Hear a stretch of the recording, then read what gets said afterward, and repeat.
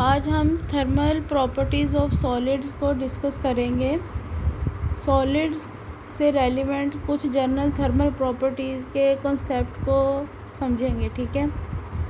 The thermal properties of solids is mainly concern with the flow of heat through a solid, यानी कि एक solid में से जो हीट फ्लो हो रही है, उस हीट फ्लो की वजह से जो चेंजेस आती हैं उन चेंजेस को हम इन प्रॉपर्टीज़ के अंदर स्टडी करते हैं। ये जो सॉलिड्स के अंदर से हीट फ्लो होता है, ये बेसिकली हमारे पास दो मेन कैरियर की वजह से होगा।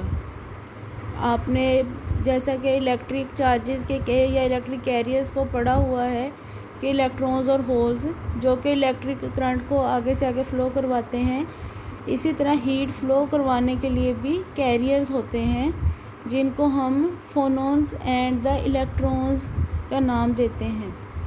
या तो हीट फोनॉन्स की वजह से फ़्लो होगी या फिर इलेक्ट्रॉन्स की वजह से।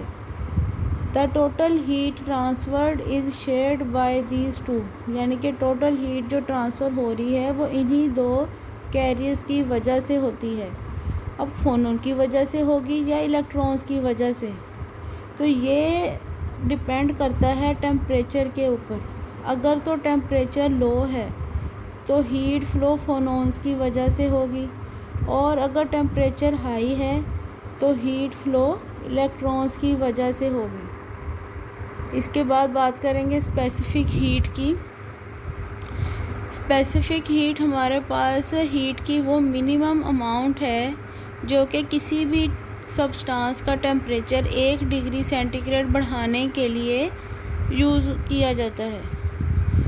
यानी कि एक सब्सटेंस है, उसका टेम्परेचर 1 डिग्री सेंटीग्रेड बढ़ाने के लिए आप उसको जितनी हीट प्रोवाइड कर रहे हैं वो स्पेसिफिक हीट है, और ये प्योरली मटेरियल डिपेंडेंट होगी। हर मटेरियल के लिए स्पेसिफिक हीट डिफरेंट होती है। और अगर आप मोल की टर्म्स में बात करें तो ये हमारे पास मोलर स्पेसिफिक हीट कहलाती है। और इसको हम कैसे डिफ़ाइन करेंगे? एक मोल सब्सटेंस का टेम्परेचर 1 डिग्री सेंटीग्रेड बढ़ाने के लिए जितनी अमाउंट ऑफ हीट रिक्वायर्ड है उसको हम मोलर स्पेसिफिक हीट बोलते हैं।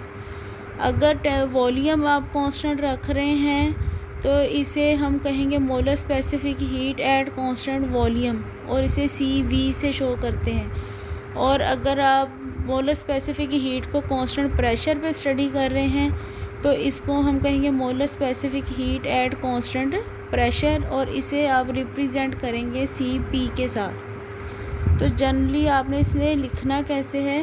C is equal to dQ/dt। C आपके पास मोलर स्पेसिफिक हीट है, या कांस्टेंट प्रेशर पे या कांस्टेंट वॉल्यूम पे आपने सिर्फ उसको जनरल वे में लिखा है, इसलिए सिर्फ C लिख दें। Q जो है वो heat supplied to the solid, यानी कि जितनी आपने इसको हीट सप्लाई की है, ठीक है, वो आपके पास Q के साथ शो करेंगे। और T आपके पास टेम्परेचर है जो कि इसके मटेरियल के अंदर, सब्सटेंस के अंदर टेम्परेचर में चेंज आ रहा है। तो फर्स्ट लॉ ऑफ थर्मोडायनामिक्स को आप यूज़ करते हुए लिख सकते हैं dQ is equal to dE। E जो है आपके पास इंटरनल एनर्जी होती है, D जो डिफरेंशियल यानी कि चेंज को शो करता है, तो DE का मतलब हो जाएगा चेंज इन इंटरनल एनर्जी।